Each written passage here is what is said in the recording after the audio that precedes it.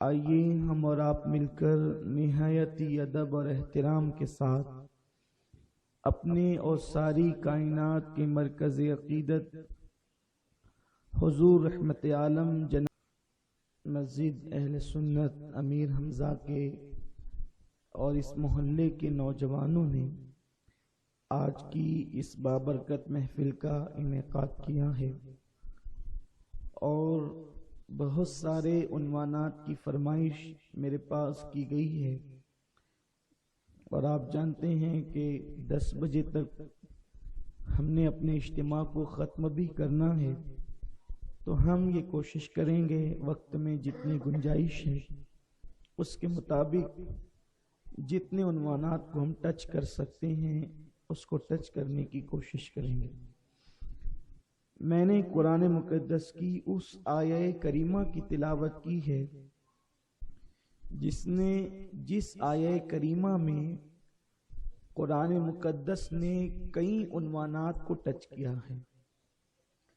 اللہ تبارک و تعالی قرآن مقدس میں ارشاد فرماتا ہے، یا ایھا الذین آمنوا انما الخمر والمیسر والانصاب والازلام، اے ایمان والو، شراب سے، جوے سے اور بت پرستی سے اپنے آپ کو بچاؤ۔ رجس من عمل الشیطان، کہ یہ کام گندے بھی ہیں، غلیظ بھی ہیں، غلط بھی ہیں، اور یہ شیطانی کام ہے۔ یہ کام کوئی اچھے نہیں ہے بلکہ یہ کام شیطان کرواتا ہے۔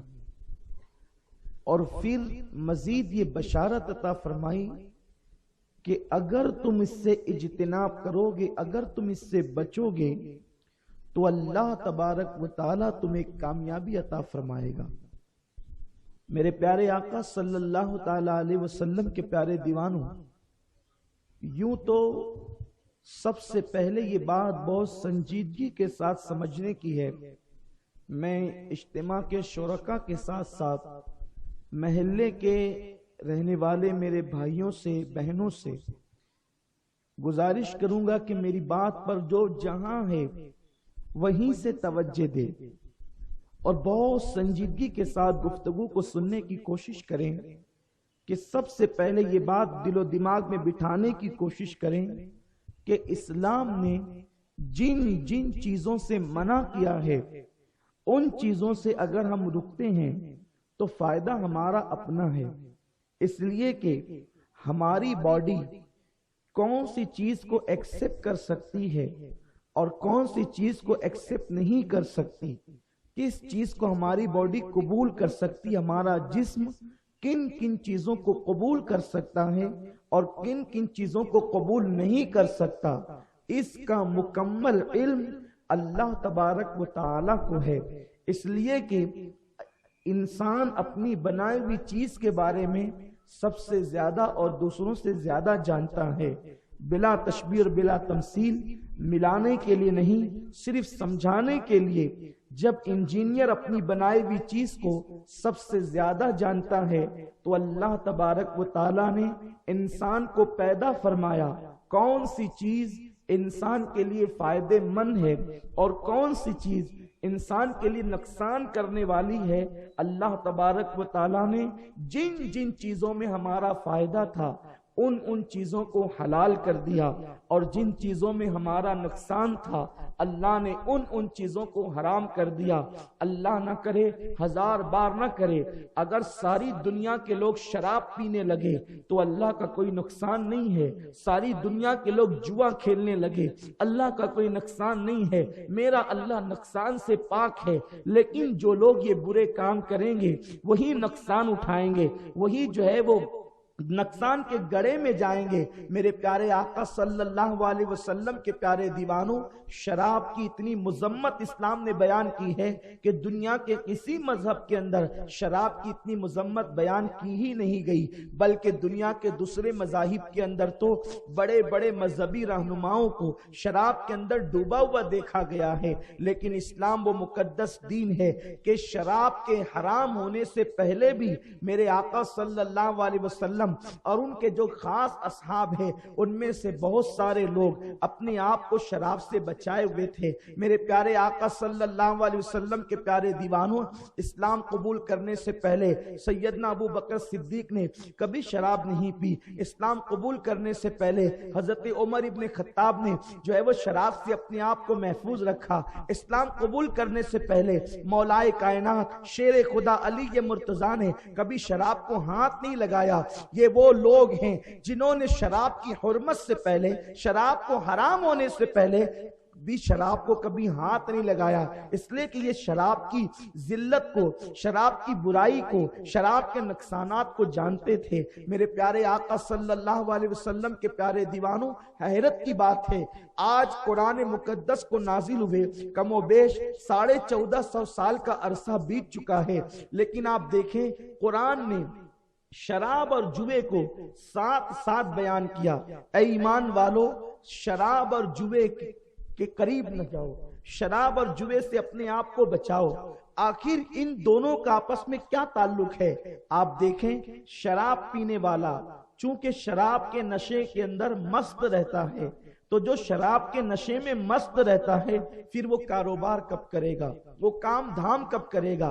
अक्सर शराब पीने वाले कारोबार नहीं कर पाते, इसलिए कि उनका दिमाग ही ठिकाने पर नहीं है, उनका दिमाग ही जो है वो जगह पर मौजूद नहीं है। और अगर वो शराब की रकम इतनी या अपने जरूरत के मुताबिक अगर काम धाम भी करते हैं, मेहनत और मजदूरी भी करते हैं, तो फिर उनकी कैफियत ये होती है कि वो जितना शराब पीते हैं वो उतना कमा नहीं पाते, तो फिर वो छोटी सी रकम को बड़ी करने के लिए एक रास्ता तैयार करते हैं, एक रास्ता तलाश करते हैं, और छोटी सी रकम कम वक्त में आसानी के साथ कैसे बढ़ेगी उसके लिए वो 2-3 चीजों का सहारा लेते हैं। या तो वो जुआ खेलते हैं, इसलिए कि जुए के अंदर वो जीत करके पैसा आसानी के साथ हासिल कर सकते हैं। लेकिन आप इस बात को अच्छी तरह से जानते हैं कि जुआ खेलने वाला हर मर्तबा बाजी जीत जाए ये जरूरी नहीं होता। पहली मर्तबा में उसने बाजी हारी तो अब दूसरी मर्तबा बाजी जीतने की लालच में वो फिर खेलता है, फिर हारी अब फिर खेलता है। नतीजा ये होता है कि जुआ खेलने वाले कभी कभी अपना घर तक गिरवी रख देते हैं, अपना مال تک گروی رکھ دیتے ہیں، اور یہ بات کہنے میں مجھے کوئی خوف نہیں ہے، میں اللہ کی رضا کے لیے یہ بات ببانگ دوہل کہہ سکتا ہوں کہ جوا کھیلنے والے اور شراب پینے والے کبھی کبھی اپنی بیٹیوں کو بھی جو ہے وہ معاذ اللہ فروخت کر دیتے ہیں، اپنی بیٹیوں کو بھی گندے کاروبار کرنے پر لگا دیتے ہیں، صرف اپنے شوق کی خاطر۔ میرے پیارے آقا صلی اللہ علیہ وسلم کے پیارے دیوانوں، اور اگر وہ بے غیرت ان کاموں پر نہ بھی لگائیں تو چونکہ باپ نہیں کماتا، بیٹی کو پیٹ تو ہے کھانے کے لیے، بیوی کو پیٹ تو ہے کھانے کے لیے، جس کا شوہر نہ کمائے گا، جس کا باپ نہ کمائے گا، جس کا بھائی نہ کمائے گا، اس گھر کی عورتیں آخر کب تک کے بھوک برداشت کرے گی، کب تک کے پیاس برداشت کرے گی، کب تک کہ وہ اپنی خواہشات کو جلائے گی؟ ایک وقت وہ آتا ہے کہ پھر وہ پہلے تو حلال کاموں کے لیے اپنے گھر سے نکلتی ہے، پھر دھیرے دھیرے وہ بے پردہ ہو جاتی ہے، پھر دھیرے دھیرے وہ کسی کے ہتھے چڑھ جاتی ہے۔ نتیجہ یہ ہوتا ہے کہ اللہ اکبر، شرابی اور جواری کی بیویاں، بیٹیاں، بہنیں کسی کے دروازے پر اپنی عزت کو فروخت کرنے پر مجبور ہو جاتی ہے۔ میں تم سے پوچھنا چاہتا ہوں، کیا جو شراب کے کڑوے گھونٹ میں ڈوبے ہوئے ہیں ان بے غیرتوں سے پوچھنا چاہتا ہوں کہ مجھے بتاؤ، آخرت کی ذلت تو ہوگی ہوگی، قبر کی ذلت تو ہوگی ہوگی، یہ دنیا کی کوئی کم ذلت ہے کہ تم اپنی بیوی کو، اپنی بیٹی کو، اپنی بہنوں کو دوسروں کے دروازے پر آبرو بیچنے پہ مجبور کر دو؟ اسی لیے اللہ کے رسول صلی اللہ علیہ وسلم نے فرمایا، شراب ام الخبائث ہے، سارے گناہوں کی جڑ ہے، سارے گناہوں کی ماں ہے شراب۔ شراب انسان کو اس راہ پہ ڈال دیتی ہے جس کا انسان تصور نہیں کر سکتا۔ میرے پیارے آقا صلی اللہ علیہ وسلم کے پیارے دیوانوں، انسان اگر خواب میں اگر کوئی کام کرے تو اس پر شریعت کا کوئی حکم نہیں ہوتا۔ اگر خواب دیکھے کہ میں نے یہ گندا خواب دیکھا، خواب میں یہ گندا کام کیا، اس کا کوئی نقصان اس کی ذات کو نہیں پہنچتا، لیکن شراب وہ بدترین چیز ہے۔ اگر خواب میں بھی انسان وہ کام کرے تو اللہ تبارک و تعالی اس کی سزا اس کو کم سے کم عطا کرتا ہے، لیکن ضرور عطا کرتا ہے۔ آج جب میں تمہیں بتاؤں، حجت الاسلام امام غزالی رحمت اللہ تعالی علیہ فرماتے ہیں، ام المومنین اما جان عائشہ صدیقہ سلام اللہ علیہا کی ایک کنیز تھی۔ وہ کنیز جو ہے جب رات کو سوتی ہے، اچھی بھلی سوتی ہے، اور جب وہ دن کو صبح کے وقت بیدار ہوئی تو اس کے ایک ہاتھ میں فالج ہو چکا تھا، اس کا ہاتھ کام کرنے کے قابل نہ تھا۔ اما جان عائشہ صدیقہ نے اس لڑکی سے پوچھا کہ تو رات کو سوئی تھی تو اچھی بھلی تھی، لیکن تو صبح کو بیدار ہوئی، تیرے ہاتھ میں فالج کیسے ہو گیا، تیرا ہاتھ ناکام کیسے ہو گیا؟ وہ لڑکی جواب دیتی ہے، امی جان، میں نے رات کو خواب دیکھا کہ میں اپنے باپ کو خواب میں شراب پلا رہی ہوں، میں نے جیسے ہی اپنے باپ کو خواب میں شراب کا جام بھر کے دیا، اللہ مجھ سے ناراض ہوا، اور جب مجھ پہ دھتکار پڑی تو میرا ہاتھ جو ہے وہ فالج زدہ ہو گیا۔ آپ سے میں پوچھنا چاہتا ہوں، اگر انسان خواب میں کوئی غلط خواب دیکھے، اس کی سزا اس کو نہیں ملتی، اس لیے کہ خواب دیکھنے والے کا قصور کیا ہے، لیکن اللہ اکبر، شراب کو خواب میں دیکھنا یا شراب خواب میں کسی کو پلانا، اس کی بھی بیداری کے بعد چھوٹی ہی صحیح لیکن کوئی نہ کوئی سزا ضرور ملتی ہے۔ پھر ام المومنین اما جان عائشہ صدیقہ نے دعا کی، اس لیے کہ اس نے خواب میں یہ کام کیا تھا، اس لیے اس کا ہاتھ پھر سے آپ کی دعا سے اچھا ہو گیا۔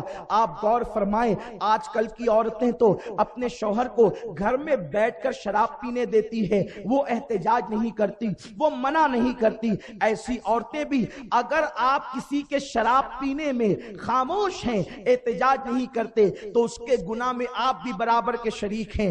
آج کل تو ہم اپنے مالیگاؤں شہر کا ماحول دیکھ رہے ہیں، اگر کسی کا کسی سے جھگڑا ہو گیا اور وہ شریف آدمی ہے، وہ سامنے والے سے لڑ نہیں سکتا، تو اپنے جیب کے پیسے نکال کر شرابیوں کو دیے جاتے ہیں، جاؤ تم جا کر کے شراب پیو اور میرے دشمن کو گالیاں دو، میرے دشمن کو پریشان کرو، اس کو حیران کرو۔ اور انسان سوچتا ہے میں تو شرابی نہیں ہوں، لیکن آپ نے اپنی جیب کا پیسہ جس شرابی کو پینے کے لیے دیا، جتنا گناہ اس کو ملے گا اتنا ہی گناہ تمہیں بھی ملے گا، جتنا عذاب وہ بھگتے گا اتنا ہی عذاب تم بھی بھگتوگے۔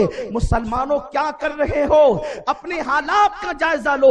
آج یہ حالات پیدا ہو گئے ہیں کہ مسلمانوں کے چھوٹے چھوٹے بچے آج نشے کی طرف جا رہے ہیں، شراب کی طرف جا رہے ہیں۔ کسی نسل کو تباہ اور برباد ہونے کے لیے اتنا ہی کافی ہے کہ وہ قوم شراب میں ڈوب جائے۔ تمہیں پتا ہے حضرت سیدنا عمر ابن خطاب رضی اللہ تعالیٰ عنہ نے جب بیت المقدس کو فتح کیا تو اس وقت سے لے کر 5ویں صدی تک کے یا 4تھی صدی تک کے کسی میں ہمت نہ تھی کہ مسلمانوں کی آنکھ میں آنکھ ملاتے، لیکن جب اہل اقتدار، بادشاہ، مالدار لوگ شراب میں ڈوب گئے تو پھر تمہارے ہاتھوں سے بیت المقدس چھین لیا گیا۔ کسی انگریز مفکر نے کہا تھا کہ سال بھر تک مسلمانوں کے ساتھ جنگ کرنا مسلمانوں کو اتنا نقصان نہیں پہنچاتا جتنا شراب کا ایک پیالہ مسلمانوں کو نقصان پہنچاتا۔ انہیں شراب کا عادی بنا دو، پھر تم ان سے جو چاہے لے سکتے ہو۔ انہیں شباب کا یعنی لڑکیوں کا عادی بنا دو، پھر ان سے جو چاہے لے سکتے ہو۔ کہ اسلام دشمن طاقتوں کی سوچی سمجھی سازش ہے۔ اور سوچو، اللہ سے ڈرو، اللہ تمہیں بھی ہمیں بھی دیکھ رہا ہے۔ اپنے دشمن کے مقابلے میں تم شرابیوں کا استعمال کرتے ہو، پھر تم اپنے آپ کو نمازی، حاجی، غازی، خدا جانے کیا کیا گردانتے ہو۔ رب کو کیا جواب دو گے؟ جبکہ اللہ کے رسول صلی اللہ علیہ وسلم نے فرمایا، جس نے ایک گھونٹ شراب کا پیا یا پلایا اور مرنے سے پہلے اس نے توبہ نہیں کی تو وہ قیامت کے دن اس حالت میں اٹھے گا، یا تو اس کا چہرہ سور کی طرح ہوگا یا تو اس کا چہرہ بندر کی طرح ہوگا۔ مسلم نوجوان اللہ سے کتنا ڈرتے تھے، ان کے دلوں میں اللہ کا کتنا خوف تھا۔ ایک مرتبہ امیر المومنین سیدنا فاروق اعظم رضی اللہ تعالی عنہ مسلم امہ کا جائزہ لینے کے لیے نکلے کہ جس قوم کو سدھارنے کے لیے میرے رسول نے طائف کی وادیوں میں پتھر کھائے تھے، جس قوم کو سدھارنے کے لیے میرے رسول نے مکے کی گلیوں میں کانٹوں پر چلے تھے، ذرا ہم جا کر دیکھیں تو صحیح حضور کے پردہ فرمانے کے بعد اس قوم کا حال کیا ہوا ہے، اس قوم کی کیفیت کیا ہوئی ہے، اس قوم کے حالات کیا ہوئے ہیں۔ حضرت امیر المومنین سیدنا فاروق اعظم نوجوانوں کی زندگی کا جائزہ لیتے لیتے شہر سے جنگل کی طرف گئے، اس لیے کہ وہ دور میڈیا کا دور نہیں تھا۔ آج دنیا کے کسی بھی کونے میں رہنے والا آدمی اگر بڑا آدمی ہے تو لوگ فوٹو کے ذریعے سے، تصویر کے ذریعے سے، ٹی وی کے ذریعے سے اس کو دیکھ لیتے ہیں، لیکن اس زمانے میں وہ دور اتنا ترقی یافتہ بظاہر نہیں تھا۔ یہ ترقی یافتہ دور میں اس کو کس منہ سے ترقی یافتہ کہوں؟ حقیقت میں تو وہی دور ترقی یافتہ تھا، حقیقت میں وہی دور ترقی یافتہ تھا جس دور میں زمین کے اوپر گلیوں میں چلنے والا امیر المومنین عمر ابن خطاب ہوا کرتا تھا، جس دور میں صدیق اکبر زمین پہ چلتے تھے، جس دور میں علی مرتضیٰ جیسی شخصیت زمین پہ چلتے تھے، وہی دور ترقی یافتہ تھا۔ یہ دور تو اندھیروں کا دور ہے، یہ دور تو تاریکی کا دور ہے۔ گھروں میں لائٹ لگ گئے، دل میں اندھیرے ہو گئے، بلڈنگیں خوبصورت ہو گئی، روح گندی ہو گئی، ایک ایک دن میں 2 مرتبہ کپڑے بدلے جاتے ہیں۔ کپڑوں کے میلے ہونے کا تو خیال ہے لیکن روح کے میلے ہونے کا کوئی خیال نہیں۔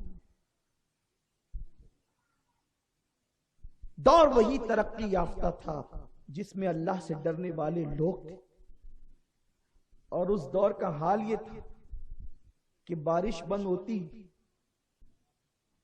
تو وہ آیت کریمہ کا ختم کرنے کی بجائے اور نماز استسقاء پڑھنے سے پہلے وہ اپنے گھروں میں بیٹھ کر سوچتے کہ کہیں میرے پاپوں کی وجہ سے تو بارش نہیں رکی ہے۔ وہ اپنے آپ کو قصوروار جانتے۔ کیا وہ حسین دور تھا؟ بسطام میں بارش بند ہو گئی، لوگ بایزید بسطامی کے پاس آئے کہ بارش بند ہو گئی۔ آپ نے فرمایا میں ہی سب سے بڑا پاپی ہوں اس شہر میں، میری وجہ سے بارش رکی ہے اور آپ شہر سے باہر نکل گئے۔ اللہ کو بایزید کی انکساری اتنی پسند آئی کہ اللہ نے ان کے باہر نکلنے کے صدقے باران رحمت کا نزول فرما دیا۔ حیرت کی بات، آج ہر آدمی اپنے آپ کو نیک سمجھتا ہے، دوسرے کو گنہگار سمجھتا ہے، اور وہ دور تھا راتوں کو مصلی پر رونے والے اپنے آپ کو گنہگار اور پاپی سمجھتے تھے۔ آج تو کوئی کسی سے کم اپنے آپ کو سمجھنے کے لیے تیار ہی نہیں۔ تو سیدنا فاروق اعظم شہر کا جائزہ لیتے لیتے جنگل میں پہنچے۔ جنگل میں پہنچے تو دیکھا کہ ایک چرواہا ہے، وہ بکریاں چرا رہا ہے۔ مولوی کی بات نہیں کر رہا ہوں، عالم کی بات نہیں کر رہا ہوں، مسجد کے امام کی بات نہیں کر رہا ہوں، جنگل کے چرواہے کی بات کر رہا ہوں۔ اس دور میں جنگل کا چرواہا اللہ سے کتنا ڈرنے والا، متقی اور پرہیزگار تھا، اس دور کی بات کر رہا ہوں۔ آج تو اپنا حال یہ ہے کہ جن کے سروں پر دستار ہے وہی اللہ سے نہیں ڈرتے جیسا ڈرنے کا حق ہے، جن کے بدن پہ جبے ہیں وہی اللہ سے نہیں ڈرتے جیسے ڈرنے کا حق ہے۔ پورا بدل گیا ہے نظام۔ آدمی نے بس ساری عبادت نماز کو سمجھا اور اس کے سوا کچھ ہے ہی نہیں۔ لیکن یاد رکھو اللہ کے رسول صلی اللہ علیہ وسلم فرماتے ہیں جس کی نماز گناہوں سے اس کو نہیں روک سکتی وہ نماز اس کو اللہ سے دور کر دے گی۔ او نمازیوں، اپنی نمازوں پہ غرور کرنے والوں، اگر تمہاری نمازیں تمہیں گناہوں سے روک چکی ہے تو تم نمازی ہو، اور تمہاری نمازوں نے تم کو گناہوں سے نہیں روکا تو ان نمازوں نے گویا کہ تم کو اللہ سے دور کر دیا۔ نماز پڑھو لیکن جیسی پڑھنے کا حکم ہے وہ پڑھو، نمائشی نمازی نہ بنو، نمائشی حاجی نہ بنو، نمائشی غازی نہ بنو، نمائشی داعیہ دین نہ بنو، نمائشی قاری قرآن نہ بنو، نمائشی عالم دین نہ بنو۔ اللہ کے یہاں نمائش کی قدر نہیں ہے، اللہ کے یہاں حقیقت کی قدر ہے۔ زبان سے کہہ لیا لا الہ تو کیا حاصل، دل و نگاہ مسلمان نہیں تو کچھ بھی نہیں۔ وقت کا تاجدار جس کے نام سے کیسر و کسرا کے تاجدار کانپتے ہیں، عمر ابن خطاب کا نام آتا ہے تو لرزتے ہیں کیسر و کسرا کے تاجدار۔ وہ مسلمانوں کا امیر نوجوانوں کی زندگی کا جائزہ لینے نکلا ہے کہ ہوتا کیا ہے، دیکھو تو صحیح۔ آج اقتدار کی کرسی پہ بیٹھنے والے کو کس کو پڑی ہے کہ وہ نوجوانوں کا جائزہ لے؟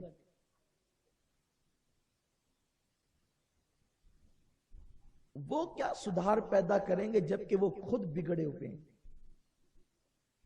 دن میں سفید کپڑوں پہ گھومتے ہیں، رات کو خود ہی شراب میں ڈوب جاتے ہیں۔ جب اقتدار کی کرسی پہ بیٹھنے والے ہی اتنے گندے ہو جائیں کہ ان کے حرم میں ہر دن کوئی نیا رفیق چاہیے، کوئی نیا ساتھی چاہیے، تو پھر کیا ہوگا؟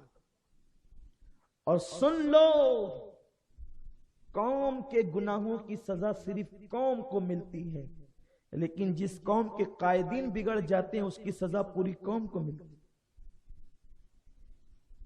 اس لیے اللہ ہمارے رہنماؤں کو پہلے ہدایت عطا فرمائے۔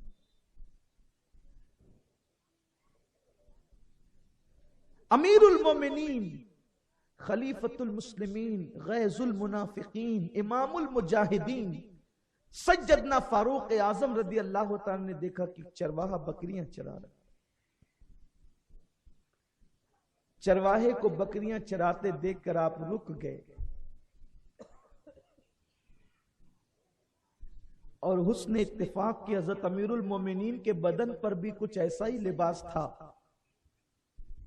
جو عام طور پر اس زمانے کے غریب اور فقیر لوگ پہنا کرتے تھے، اس لیے کہ وہ لباس میں عزت نہیں سمجھتے تھے، وہ تقوی میں عزت سمجھتے تھے، خدا کے خوف میں عزت سمجھتے تھے۔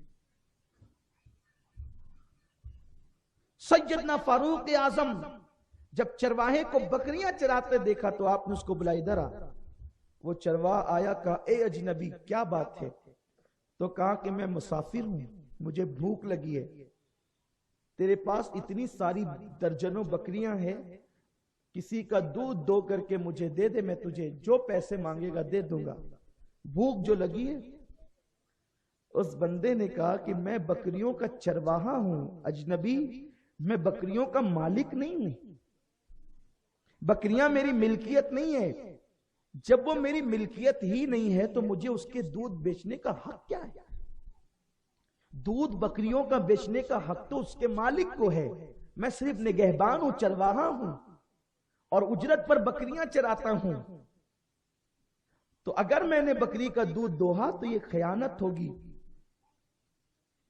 تب حضرت امیر المومنین سیدنا فاروق اعظم نے کہا ٹھیک ہے، اگر تو دودھ دو لے گا تو اس کا تھن خالی ہوگا، وہ مالک پہچان لے گا کہ تو نے دودھ بیچ دیا، ایک کام کر، ایک چھوٹی سی بکری مجھے بیچ دے، میں ذبح کر لوں گا، اس کو کھا لوں گا، کچھ تجھے بھی دے دوں گا اور تجھے پیسے بھی دوں گا، سینکڑوں درجنوں بکریاں ہیں، جب تو واپس جانا تو جا کر کے کہہ دینا کہ ایک بکری کو بھیڑیا لے گیا، اور جنگل میں تو یہ حادثات ہوتے ہی رہتے ہیں، اس طرح سے تو مالدار ہو جائے گا اور تیرے پاس مال بھی آ جائے گا، میرا کام بھی بن جائے گا۔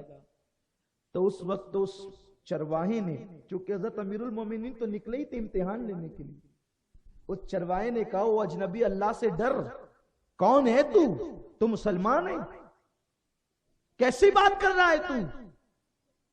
میں یہ جا کر کے کہوں کہ بھیڑیا میری بکری اٹھا لے گیا اور تجھے بیچ کر کے پیسے لے لوں، خدا کی قسم میں یہ ہرگز نہیں کروں گا۔ تو تب حضرت فاروق اعظم نے اس کا مزید امتحان لیا، کیوں نہیں کرے گا تو؟ جنگل میں تو یہ ہوتا ہی، پہلے تو مالدار بن رہا ہے، دوسری بات یہ میرا بھی بھلا ہو رہا ہے اور تیرا مالک اس پر کوئی احتجاج تو کرے گا نہیں، کیونکہ بھیڑیا تو جنگل سے بکریوں کو اٹھا ہی لے جاتا ہے اور پھر تیرا مالک بھی تو نہیں دیکھ رہا ہے، آخر کیا ہوگا اس سے؟ تب اس نے کہا تو مسلمان ہے تو تیرا یہ عقیدہ نہیں ہے کہ اگر مالک مجھے نہیں دیکھ رہا ہے تو میرے مالک کا مالک اور میرا بھی مالک حقیقی، کیا اللہ مجھے نہیں دیکھ رہا ہے؟ اللہ تو مجھے دیکھ رہا ہے، مجھے غربت کی زندگی لاکھ مرتبہ پسند ہے، اس حالت میں کہ میرا اللہ مجھ سے راضی ہو، مالداری کی زندگی پسند نہیں جو حرام کے ذریعے سے حاصل ہو، میں اس مال پہ لعنت کرتا ہوں جو اللہ کی نافرمانی سے حاصل کیا جائے، مجھے جنگل میں چرواہا بن کے رہنا پسند ہے اس حالت میں کہ میرا اللہ مجھ سے راضی ہو، لیکن گھر اور محلوں کے اندر اس حالت میں مالدار بننا پسند نہیں ہے کہ میرا اللہ مجھ سے ناراض ہو۔ اے اجنبی مسافر جا یہاں سے اور مجھے ورگلانے کی کوشش نہ کرنا۔ فاروق اعظم نے اسے اپنے سینے سے لگا لیا اور فرمایا تم جیسے نوجوان جب تک کہ اسلام میں موجود رہو گے، دنیا میں موجود رہو گے، مسلمانوں کو کبھی کوئی تیغ نہیں کر سکتا، اسلام کو کوئی مٹا نہیں سکتا۔ مجھے بتاؤ میرے پیارے آقا صلی اللہ علیہ وسلم کے دیوانوں، یہ فکر مسلم نوجوانوں کی تھی۔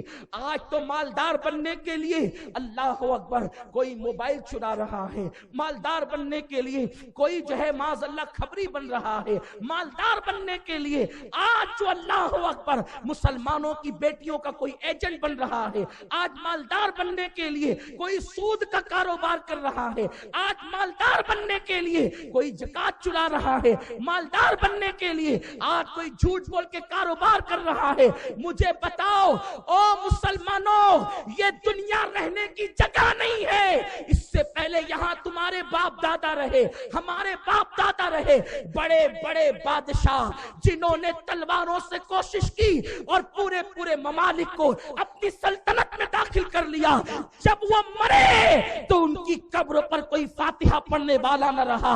لیکن یاد رکھو جنہوں نے حرام ذریعے سے مال کمائے، جو حرام کام کرتے رہے، ان کی قبروں پر کتے پیشاب کرنے کے لیے تیار نہیں، لیکن جن لوگوں نے فاقہ کشی کی، حلال کے ذریعے سے زندگی گزاری، رب کو منایا، مومنانہ شان سے زندگی گزاری، اس معین الدین اجمیری کو جا کر کے دیکھو، 800 سال ہو چکے ہیں، لیکن سب سے زیادہ ہندوستان میں اگر کسی کے مزار پہ گلاب چڑھتے ہیں تو میرے خواجہ کا آستانہ ہے۔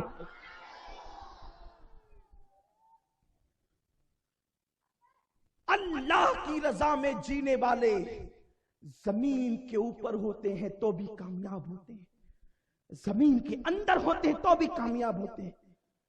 کب تک اللہ کی نافرمانی کرو گے؟ اور سن لو، وقت سے پہلے اور تقدیر سے زیادہ نہ کسی کو ملا ہے نہ تمہیں مل سکتا ہے۔ لاٹریاں مسلمان، جوا مسلمان، صرف مالدار بننے کے چکر میں سود مسلمان۔ ایک بندہ سود کا کاروبار کرتا تھا، حج کو گیا، رستے میں مرا تو اس کا منہ گدھے کی طرح ہو گیا۔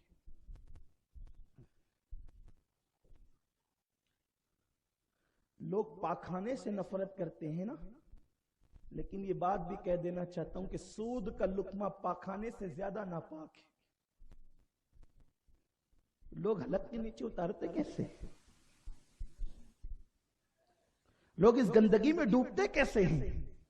مسلمان ہو کر جب ہم مومن ہیں تو اپنی فکر یہ ہونی چاہیے، اللہ جتنا دے گا اتنا ہی ملے گا، اس سے زیادہ نہیں ملے۔ قوم کی عورتیں بھی مالداری کے چکر میں، مولانا کب تک غربت کی زندگی جئیں گے؟ حلال کما کر کسے ترقی ملے جو ہمیں مل سکتی؟ یہ گمراہی مت بکو۔ ایک دور تھا کہ عورتیں اپنے شوہر سے کہتی تھی حرام نہ لانا، ہمیں حرام سے اچھا فاقہ کشی، ہم فاقہ کر کے سنت فاطمی ادا کر لیں گے لیکن حرام لقمہ منہ میں ڈال کر ہم اللہ کو ناراض نہیں کریں۔ حضرت محبوب الہی کی والدہ خواجہ نظام الدین اولیاء محبوب الہی کی والدہ اپنے بیٹے سے کہتی تھی، بیٹا، جس دن گھر میں کچھ نہیں پکتا تھا کہتی تھی بیٹا آج ہم اللہ کے مہمان ہیں۔ حضرت محبوب الہی سمجھ جاتے کہ اللہ کے مہمان ہیں، مطلب آج ہمارے گھر میں کچھ نہیں پکنے والا۔ میرے پیارے آقا علیہ السلام کے دیوانوں اور میں اپنی ماں بہنوں کو کہنا چاہتا ہوں، میرے اے سیدہ فاطمہ کی کنیزوں، ماں نے حضرت محبوب الہی کی پرورش اس انداز سے کی کہ بیٹے فاقے کر لینا، یہ اللہ کی مہمانی ہے، جس دن تو فاقے سے ہوگا اللہ کا مہمان ہوگا۔ جب بیٹے کی تربیت کی تو بیٹا محبوب الہی بنا۔ کیسا محبوب الہی کہ عشاء کی نماز دلی میں پڑھتے تھے اور ہر رات فجر کی نماز حرم میں ادا کرتے تھے، اور بڑے بڑے بادشاہ حضرت محبوب الہی کے پاس دعا لینے کے لیے آتے تھے، اور وہ محبوب الہی جو کہہ دیتے ہو جاتا۔ آپ نے نہیں سنا ایک بادشاہ دشمن بن گیا؟ آج کل ایک محاورہ ہے، ہنوز دلی دور است، سب لوگ یہی کہتے ہیں نا دلی دور است، جو کام نہیں ہونے والا ہوتا ہے اس سے متعلق کہتے ہیں دلی دور است۔ جو فارسی نہیں جانتے وہ بھی کہتے ہیں دلی دور است، یعنی دلی تو دور ہے۔ یہ کیوں ہے؟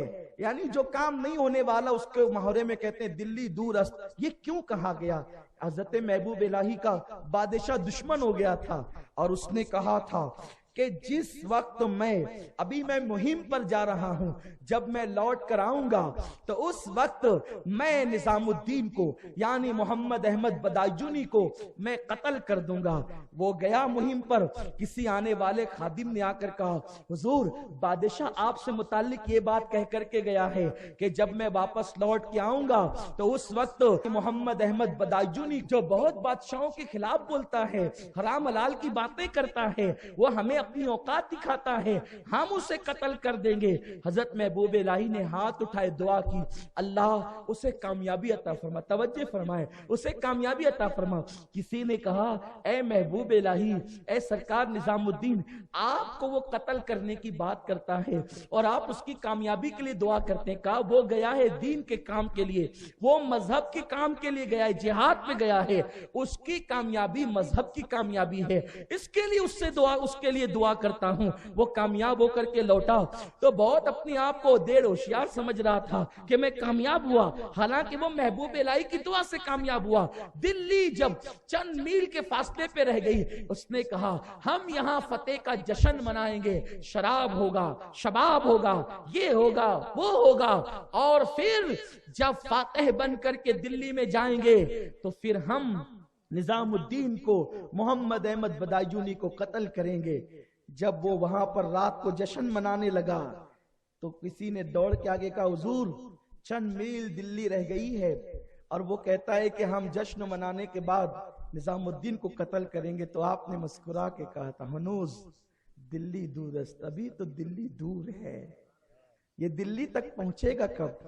اور جیسے ادھر میرے محبوب الہی کی زبان پہ جملے آئے، ہنوز دلی دورست، جس قبے کے اندر وہ رکا تھا وہ وہیں گرا اور وہ پوری اس کے چمچوں کے ساتھ مر گیا، دم توڑ گیا، اور آج تک کے محبوب الہی کے جملے تاریخ میں باقی ہے، ہنوز دلی دورست۔ آخر ایسا کیوں ہوتا ہے کہ جو کہہ دو تو ہو جاتا ہے؟ ایسا کیوں ہوتا ہے جو کہہ دو تو ہو جاتا ہے؟ جب کسی نے میرے رسول سے پوچھا تھا، یا رسول اللہ میں جو کہوں وہ ہو جائے، جو دعا کروں قبول ہو جائے، کیا کرنا پڑے گا؟ آقا فرماتے ہیں دو کام کر، ہمیشہ سچ بول اور حلال کھا، تو جو کہے گا ہو جائے۔ آج اسی طرف قوم کی توجہ نہیں، سب ایک دم ہما ہمی گہما گہمی اور سب حرام پہ ٹوٹ پڑے الا ماشاءاللہ۔ پھر کسی راستے سے آئے، لیکن یاد رکھو میرے آقا کریم صلی اللہ علیہ وسلم کے غلاموں، بریانی ہو یا سوکھی روٹی، مرغ ہو یا خشک روٹی، سب کا ذائقہ حلق تک ہوتا ہے، حلق کے نیچے جا کر کے سب کو ایک ہی چیز بننا ہے، یہی تو کھانے کی حقیقت ہے۔ تو صرف 2 سیکنڈ کے لیے ہم کس قدر اللہ کو ناراض کرتے ہیں۔ ایک لقمے کی لذت کتنی دیر ملتی ہے؟ صرف 2 سیکنڈ، اس سے زیادہ ملے گی؟ تو 2 سیکنڈ کے لیے جو ہمیشہ کی آخرت کی نعمتیں ہیں ان سے محروم ہو رہے ہو۔ اس لیے اپنے اعمال کا احتساب کرو۔ ہم غربت کی بات کرتے ہیں، ہمارے لیے تو رسول اللہ صلی اللہ علیہ وسلم کی زندگی اسوہ حسنہ ہے۔ کیا ہمارے حضور نے پیٹ پہ پتھر نہیں باندھے؟ آج تو کسی مسلمان کو یہ حالات ہی نہیں ہے کہ وہ پیٹ پہ پتھر باندھے۔ قربان جائیں، اللہ اکبر۔ بلکہ ہمارے بزرگوں کے پاس تو نعمتیں تھی، پھر بھی انہوں نے مشقت میں زندگی گزاری۔ بہت توجہ سے سننے کی بات ہے تاکہ آپ کو تقویت ملے گی۔ دنیا کے لوگوں کو دیکھ کر آئیڈیل نہ بناؤ۔ اللہ نے جن اولیاء کو، صحابہ کو، انبیاء کو ہمارے درمیان بھیجا، ان کی زندگیوں کو آئیڈیل بناؤ۔ ایک مرتبہ فقیر آیا، امام حسین کے دروازے کے سامنے ایک بندہ کرسی پر بیٹھا ہوا ہے، بہت گورا خوبصورت ہے، داڑھی بڑی، اس کا سینہ چوڑا ہے، بڑی بڑی آنکھیں ہیں، میانہ قد ہے، دیکھ کر لگتا ہے کہ یہ بندہ ہے بہت پاورفل، نورانی چہرہ ایسا کہ سورج کو شرمائے۔ آنے والا فقیر لیکن کرسی پہ بیٹھے ہوئے اس بندے کو دیکھتا ہے کہ وہ سوکھی روٹی پانی میں بھگو کر کے کھا رہا ہے، اور جب اس کو چباتا ہے تو اس کے پورے چہرے پر پسینہ ہی پسینہ آ جاتا ہے۔ اس وقت فقیر اس بیٹھے ہوئے مرد درویش کو دیکھ کر کہتا ہے، او بندے تو روٹی کھا رہا ہے سوکھی چبا چبا کر، میں بھی بھوکا ہوں، کچھ مجھے بھی دے دے۔ تو تب اس بزرگ نے کہا، وہ سامنے ہے نا، حسین نواسہ رسول کی چوکھٹ ہے، جا وہ کسی کو محروم نہیں کرتا، اس سے مانگ، وہ تجھے دے گا۔ فقیر وہاں گیا، کہا ہے کوئی اللہ کے نام پہ دینے والا؟ تو حسین ابن علی نے، میرے آقا امام نے اتنا لذیذ کھانا اس کی جھولی میں ڈالا کہ وہ وہیں بیٹھ کر اس کی خوشبو سے دنگ آ گیا اور وہیں پہ خوب کھایا۔ جب پھر کہا گیا اور یہاں تک کہ وہ کھاتے کھاتے تھک گیا۔ تو جب اس نے خدا کا شکر ادا کیا تو دیکھا کہ وہ مرد درویش کرسی پہ بیٹھے ہوئے ابھی بھی روٹی سوکھی چبا رہا تھا، کیونکہ اس کے لیے وقت درکار تھا۔ لقمہ تر تو حلق میں جلدی جلدی اتر گئے، لیکن سوکھی روٹی چبانے والا وہ چبا رہا تھا۔ حسین ابن علی کو، میرے آقا امام حسین کو، تاجدار کربلا کو، اس فقیر نے کہا، مجھے اتنا اچھا کھانا کھلایا، میں تو انجانا ہوں، وہ تیری گلی میں رہنے والا، وہ نورانی چہرے والا جو بیٹھا بزرگ ہے، سوکھی روٹی چباتا ہے، ذرا اس کو بھی وہ لذیذ کھانا دے دے، میں سفارش کر رہا ہوں اس کو بھی دے دے، تو اتنا ٹائم اتنی دیر کیوں لگے گی، کھلا دے اس کو۔ تو اس وقت میرے امام نے مسکرا کر کے کہا، وہ کون ہے پہچانتا ہے؟ گھر کا مالک وہی ہے، میں تو اس گھر کا نوکر ہوں، کہ وہ کون ہے حسین؟ کہ وہ میرا بابا علی مرتضیٰ ہے۔ یہ شان ہے کہ خود کے گھر کے لذیذ پکوان فقیروں کو کھلاتے ہیں اور کئی دن کی سوکھی روٹی خود چباتے ہیں۔ آپ غور فرمائیں، یہ کردار مسلم ہے، یہ مومنوں کا انداز زندگی ہے۔ بھائیو، عیش و عشرت میں کہاں ڈوبتے ہو؟ عیش تو جنت میں کرنا ہے انشاءاللہ، لیکن یہی عیش کے پیچھے، شراب کے پیچھے نہ جاؤ، شباب کے پیچھے نہ جاؤ۔ اللہ سے ڈرو، ہر وقت اللہ ہمیں دیکھ رہا ہے، آپ کو دیکھ رہا ہے۔ خدا کے لیے اتنے جرائم نہ کرو۔ آخر کن کن جرائم کا جواب اللہ رب العزت کی بارگاہ میں دو گے؟ خاص طور پر حرام لقمے سے بچو اور اپنی اولاد پر کڑی نظر رکھو۔ تمہارا بیٹا، تمہاری بیٹی کس کی صحبت میں رہتے ہیں، کہاں جاتے ہیں، کیا کرتے ہیں، یہ نہیں ارے آج کا تو ماڈرن دور ہے، ہم اپنے بچوں پہ اتنی نظر کیوں رکھیں، بلکہ خود کا حال یہ ہے، خود ہی غلط سلط صحبتوں میں رہتے ہیں۔ بچوں کو کس منہ سے ٹوکیں گے، بچوں کو کس منہ سے روکیں گے؟ میرے بھائیوں، اگر تم نے اپنی اولاد کی صحیح تربیت نہ کی تو تمہاری اولاد کے کیے ہوئے جرائم تمہیں قبر میں بھگتنا پڑے گا۔ تمہاری اولاد کا کیا ہوا گناہ تمہیں اس کا عذاب بھگتنا پڑے گا۔ حضرت شیخ محقق شیخ عبدالحق محدث دہلوی رحمت اللہ علیہ خود فرماتے ہیں، یہ وہ مدینہ منورہ کا عاشق ہے جس کو عاشق مدینہ تاریخ میں لکھا گیا ہے۔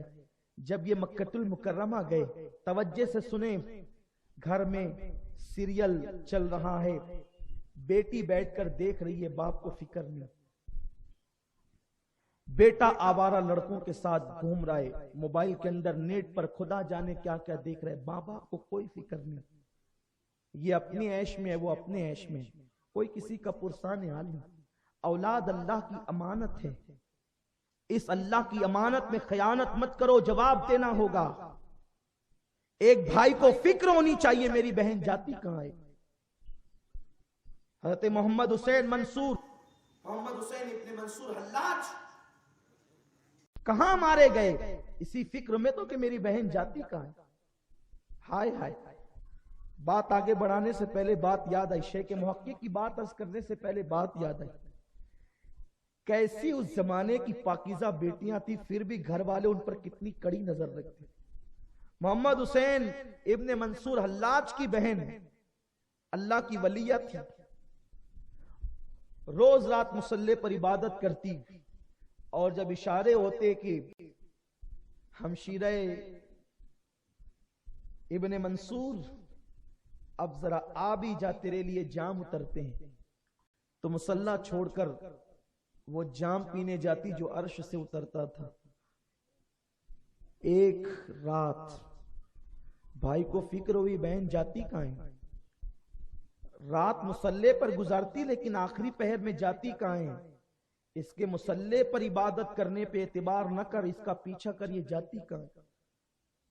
ذہن میں خیال ہے اللہ کے بڑی پارسا عابدہ زاہدہ متقیہ تھی، جس کی پوری رات مصلی پر گزرتی، بھائی اس بہن کے لیے فکر کرتا ہے کہ وہ جاتی کہاں ہے۔ الیاذ باللہ، آج تو بیٹیاں سیریل دیکھتی ہیں لیکن بھائی کو فکر نہیں جاتی کہاں ہے۔ میں یہ نہیں کہتا ہر گھر کی بیٹی ایسی ہے، میں یہ نہیں کہتا ہر بھائی کی بہن ایسی ہے، لیکن نفس انسان کو کہیں بھی لے جا سکتا ہے۔ پیار تو اپنے گھر والوں کو، لیکن ان پہ کڑی نظر رکھو۔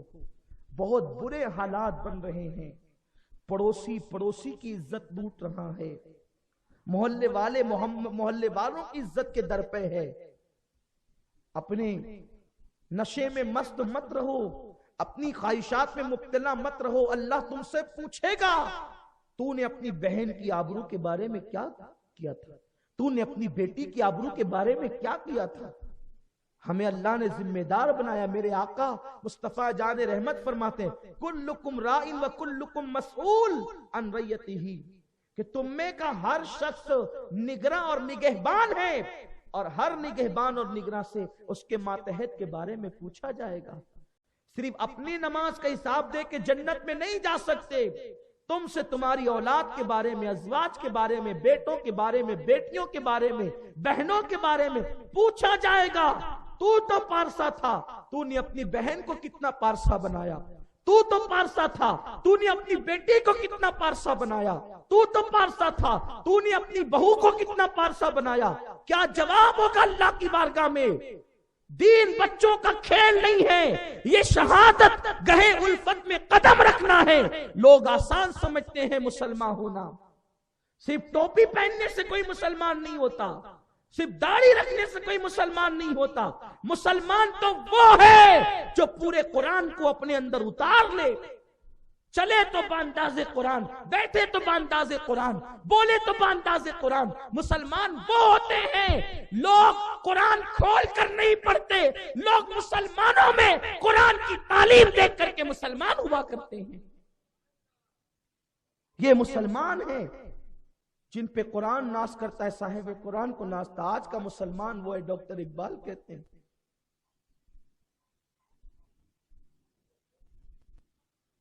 یہ وہ مسلمان ہے جسے دیکھ کے شرمائے یہود. نہ تہذیب، نہ تمدن، نہ کلچر، کچھ. جس محلے میں سب سے زیادہ گندگی ہوگی وہ مسلمانوں کا محلہ. جس محلے میں بچے ننگے گھوم رہے ہوں گے اور عورتیں کمر پہ دوپٹہ باندھ کر کے ہنڈے سے پانی بھر رہی ہوگی، مسلمانوں کا محلہ. یہ اپنی پہچان بنا لی ہے.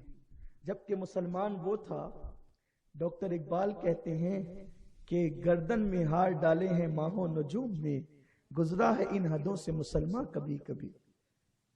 مسلمان وہ ہے جس کے گلے میں ماہوں نجوم ہار ڈالتے ہیں. کہاں گر پڑے ہو.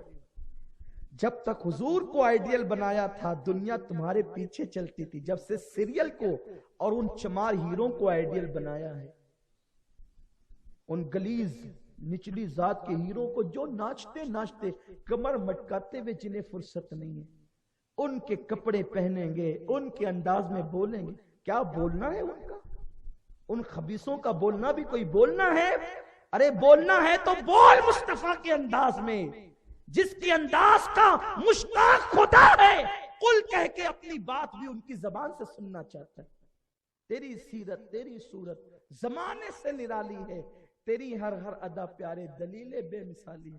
ارے ان نچلی ذات کے کمر مٹکانے والوں کی نقل کرو گے تو ذلیل ہو جاؤ گے، میرے مصطفیٰ کی نقل کرو گے تو ولی ہو جاؤ گے. ہاں، ولایت اور کیا ہے؟ نقل مصطفیٰ کا نام ولایت ہے، ورنہ کوئی اور بھی بتا دے کہ کسی اور چیز کا نام ولایت ہے. جو محبوب کی نقل کرتا ہے وہ بھی محبوب بن جاتا ہے. آؤ اپنے محبوب کی نقل کریں، بولنے میں بھی ان کی نقل کریں، بیٹھنے میں بھی ان کی نقل کریں، لیٹنے میں بھی ان کی نقل کریں، کھانے میں بھی ان کی نقل کریں، پہننے میں بھی ان کی نقل کریں. اتنی نقل کریں ان کی کہ اس نقل کے صدقے پھر خدا ہمیں اصلیت تک پہنچا دے. ہمیں اللہ تبارک و تعالی پھر اس محبوب کے قدموں تک. تو محمد حسین ابن منصور اللاج بہن کے پیچھے پیچھے چلے، دبے قدم کی جاتی کہاں ہے، لیکن وہ بہن تھی منصور کی.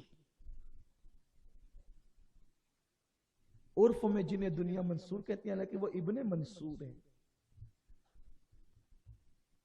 ابن حلاج کی بہن تھی. جیسے جنگل میں قدم رکھی پورا جنگل روشن ہو گیا، اور آسمان سے سونے کی زنجیر میں لٹکا ہوا ایک جام آیا. جیسے اٹھایا اس جام معرفت کو اور منہ لگایا تو یہاں منہ میں پانی آیا، اس لیے کہ وہ جام معرفت تھا. بہن سے کہا قسم جس نے تجھے یہ جام پلایا اسی کی کچھ بچا بھی دے. 2 قطرے بچائے ہیں. بہن اس منزل پر تھی کہ وہ پی کر حل میں مزید کا نعرہ لگاتی تھی کہ اور چاہیے، لیکن بھائی ہو کر بھی اس منزل پر نہ پہنچ سکا تھا. 2 قطرے پی کر کے جب سارے پردے اٹھے تو ہر چیز کہتی تھی کہ اب قتل کا حقدار کون ہے؟ تو وہ کہتے تھے انا الحق، میں اس کا حقدار ہوں. لوگوں کو چیزوں کا سوال تو نظر نہ آیا، ابن منصور کا جواب نظر آ گیا. تو لوگوں نے کہا یہ تو کافر ہو گیا، چڑھا دو اس کو سولی پر، اور چڑھا دیا گیا سولی پر. بہنیں شان کی ہوتی تھی جب بھائی شان کی ہوتی تھی، لیکن آج تو بھائی کسی میں اٹکا ہوا ہے. وہ کسی کے گھر کے چکر لگا رہا ہے کہ یہ باہر نکلے گی تو میں ملاقات کروں گا. فون کر رہا ہے موبائل پر کہ کوئی مل جائے تو اس پہ لمبی لمبی باتیں فون پر، جس کو دیکھو بیٹھا ہوا ہے رات میں باتیں کر رہا ہے، پیسے ضائع کر رہے ہو۔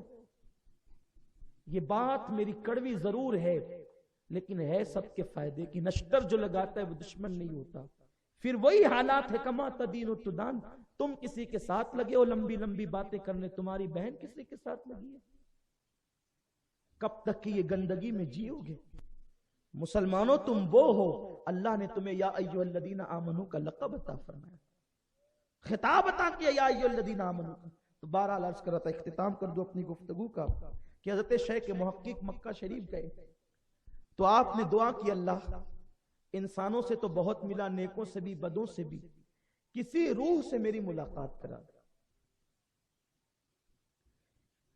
مکے میں دفن کسی روح سے میری ملاقات کرا دے تاکہ میں اس سے مل کر کے معلوم تو کروں کہ حالات کیا ہیں۔ اللہ نے ایک روح سے ملاقات کرائی، اس سے کرائی جو حج کے موقع پر، توجہ فرمائے بہت خاص بات ہے، خاص طور سے ماں باپ، جو ماں باپ ہے وہ بھی غور کریں، جو ماں باپ بننے والے وہ بھی غور کریں۔ بہت ٹائم نہیں لگتا ماں باپ بننے میں، بچہ پیدا ہوتا ہے اور جوانی میں پہنچتا ہے تو پھر اللہ اسے بھی باپ بنا دیتا ہے، بچی کو ماں بنا دیتا ہے۔ روح سے ملنا چاہتا ہوں، اللہ کے ولی تھے، اللہ نے اس روح سے ملاقات کرائی جو روح اس بندے سے جو حج کے موقع پر آیا تھا اور حج کے ایام میں اس کا انتقال ہوا تھا۔ کتنی فضیلت ہے حاجی کی، وہاں مر جائے تو اب وہ ہر سال حج کرے گا، ہر سال اس کو حج کی سعادت نصیب ہوگی۔ لیکن اللہ نے جس روح سے ملایا تھا، حضرت شیخ محقق نے اس روح سے پوچھا کیا حال ہے تمہارا؟ اس نے روتے ہوئے کہا عبدالحق حج کے موقع پہ مرا ہوں، اتنا خوش نصیب ہوں، لیکن مجھے مکے سے اٹھا کر حدود حرم کے باہر رکھا گیا ہے اور میں اللہ کے عذاب میں مبتلا ہوں، اللہ نے مجھے عذاب دے رہا ہے۔ شیخ صاحب نے پوچھا حج کے موقع پہ مرا ہے اور عذاب بھگت رہا ہے؟ ہاں۔ کیوں؟ کہ میرے تو خدا نے سارے گناہ معاف کر دیے، لیکن میں نے اپنی اولاد پہ توجہ نہیں دی تھی اور ان کی صحیح تربیت نہیں کی تھی، تو میری اولاد میں سے ایک میرا بیٹا ہے جو شراب میں ڈوبا ہوا ہے، جوے میں ڈوبا ہوا ہے، زنا میں ڈوبا ہوا ہے، بے نمازی پن میں ڈوبا ہوا ہے، اللہ کی نافرمانی میں گرفتار ہے۔ چونکہ میں نے اس کی تربیت میں کوتاہی کی تھی، جرائم وہ کرتا ہے اس کی سزا میں بھگتتا ہوں، اور اس کے جرائم کی سزا یہ ہے کہ میں حج کے موقع پہ حج کے ایام میں مکہ المکرمہ میں مرا، اس پلید کی وجہ سے مجھے مکے سے نکال کر باہر کھڑا کیا گیا، حدود حرم کے باہر۔ عبدالحق اگر مجھ پہ احسان کر سکتا ہے تو کر دے کہ جا کر میرے بیٹے کو اس گناہ سے روک دے، خدا را تیرے باپ پہ رحم کر، گناہ تو کرتا ہے۔ حج کے موقع پہ مرنے والے باپ پہ عذاب ہوتا ہے، کیونکہ مجھے تو بخشا گیا ہے لیکن اس کی وجہ سے تکلیف ہے۔ حضرت شیخ محقق میں حیرت زدہ ہو گئے کہ اولاد کی تربیت نہ کرنے کی وجہ سے باپ گناہ میں گرفتار، باپ عذاب میں گرفتار ہے۔ جلدی سے سفر کو جو ہے وہ شارٹ کیا اور پھر پہنچے وہاں، پتہ پوچھتے پوچھتے گئے تو دیکھا واقعی اس کا وہ بیٹا گناہ میں مبتلا تھا۔ جب جا کر کے پوچھا کیا کرتے ہو، کون ہو، تو اس نے بڑے فخر سے سینہ تان کے کہا اس خوش نصیب باپ کا بیٹا ہوں کہ میرا باپ حج کو گیا تھا، تو اس وقت حج کے ایام میں اس کا انتقال ہوا تھا، اور آپ جانتے ہیں جس کا حج کے ایام میں انتقال ہوگا ہر سال اسے حج کی سعادت نصیب ہوگی۔ یہ مرتبے ہوں گے، یہ مرتبے ہوں گے، یہ مرتبے ہوں گے۔ شیخ محقق نے کہا سب اپنی جگہ فضیلت ہے، لیکن او کم نصیب بیٹے، میں تجھے بتانا چاہتا ہوں کہ میں عبدالحق محدث دہلوی ہوں، اور میں نے اللہ سے تمنا ظاہر کی تھی کہ مجھے روح کی زیارت کرا، تو اللہ نے تیرے باپ کی روح کو مجھ سے ملایا۔ صرف تیرے پلید کارناموں کی وجہ سے تیرے باپ کو مکے میں مرنے کے باوجود جنت المالا میں دفن ہونے کے باوجود تیرے گناہوں کے سبب وہاں سے نکالا گیا ہے، حدود حرم کے باہر تیرے باپ پہ عذاب ہو رہا ہے، شراب تو پیتا ہے عذاب تیرے باپ پہ ہوتا ہے، نماز ترک تو کرتا ہے عذاب تیرے باپ پہ ہوتا ہے، جوؤں کے اڈوں کو تو آباد کرتا ہے عذاب تیرے باپ پہ ہوتا ہے۔ او باپ کے بچے، اپنے باپ پہ رحم تو کر کہ تیرے باپ نے تجھے چلنا سکھایا، بولنا سکھایا، سردی گرمی بارش کی پرواہ کیے بغیر تجھے کھلایا پلایا، شفقتیں دی، تو اپنے باپ پہ ظلم نہ کر۔ اس وقت اس نے کہا اگر میری وجہ سے میرے باپ پہ گناہ ہو رہا ہے، آپ گواہ رہے میں سچی توبہ کرتا ہوں، آپ ہاتھ بڑھائے میں توبہ کرتا ہوں، آج کے بعد کبھی گناہ نہیں کروں گا۔ اسی رات شیخ محقق سوتے ہیں تو کیا دیکھا؟ سر پہ جنتی تاج ہے، جنتی لباس ہے، اور وہ کہہ رہا ہے عبداللہ اللہ تجھے جزا عطا کرے، میرے بیٹے نے توبہ کیا کی، اللہ نے پھر مجھے جنت المالا بھی عطا کیا، جنت بھی عطا کر دی اور مجھے جنتی لباس عطا کیا۔ میں تم سے کہنا چاہتا ہوں اپنے باپ سے محبت کے دعوے دارو، اپنی ماں سے محبت کے دعوے دارو، تمہاری ماں نے سردی گرمی بارش کی پرواہ کیے بغیر تمہیں پالا پوسا، کھلایا پلایا، زبان سکھائی، کپڑے پہنائے، اپنے دکھوں کی پرواہ نہ کی، تمہارے دکھ کی پرواہ کی، اپنی ہر خوشی تمہارے قدموں پہ قربان کر دی، لیکن انہوں نے غلطی کی کہ وہ اگر تمہاری صحیح تربیت نہ کر سکے تو اب اس جرم کی وجہ سے گناہ تم کرتے ہو، عذاب وہ بھگتتے ہیں۔ خدا را اپنے آپ پر نہیں، اپنے بوڑھے ماں باپ پہ رحم کر لو، اپنے ماں باپ کی لاج رکھ لو، ان کے بڑھاپے پہ رحم کر لو، مرنے کے بعد ان کا 10واں 20واں تیجا اور چہلم کرنے والوں، مرنے کے بعد ان کی برسی منانے والوں، یہ سب چیزیں تو ٹھیک ہے، اس کا انکار نہیں کرتا، لیکن جو تم جرائم کرتے ہو اس کی سزا تمہارا باپ بھگتتا ہے، تمہاری ماں بھگتتی ہے۔ سوچو ان ماں باپ کے دل پر کیا گزرتی ہوگی، سب کچھ کر کے بس ایک غلطی ہوئی کہ وہ تمہاری تربیت نہ کر سکے، اس لیے عذاب میں گرفتار ہے۔ وہ جنت المالا کا مدفون تو خوش نصیب تھا، اسے عبدالحق جیسا ولی مل گیا، اس نے میسج پہنچا دیا، لیکن آج کا باپ کس کو کہے، آج کی ماں کس کو کہے، لیکن قربان اللہ شیخ محقق کے مزار پہ رحمت نازل فرمائے، انہوں نے یہ دیکھ کر ہمیں پیغام دے دیا تاکہ ہر بیٹا ہوشیار ہو جائے، ہر بیٹی ہوشیار ہو جائے کہ ہم یہ تصور کریں اگر کسی لڑکی پہ نظر اٹھے تو یہ سوچ کر کہ کہیں میرے مرحوم باپ پر تو اس کا عذاب نہیں ہوگا، شراب کی طرف ہاتھ بڑھے یہ سوچ کر میری ماں پر تو اس کا عذاب نہیں ہوگا۔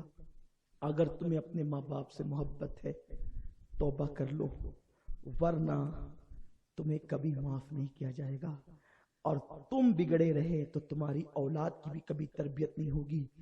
جس بے کسی اور بے بسی میں تمہارے ماں باپ عذاب بھگت رہے ہیں، تربیت نہ کرنے کی بنیاد پر اولاد اس سے بڑا جرم کرے گی اور تمہیں اس کے عذاب کو بھگتنا ہوگا، ورنہ ہوش کے ناخن لو، اپنے بچوں کو عالم بناؤ، حافظ قرآن بناؤ، نہیں بنا سکتے تو دیندار مبلغ تو بناؤ، اس میں دین تو پیدا کرو، عشق رسول تو پیدا کرو، محبت رسول تو پیدا کرو۔ ہم انسان ہیں، انسان جانور نہیں ہے کہ اولاد پیدا کر کے حوالے کر دے جو چاہو کرو، نہیں۔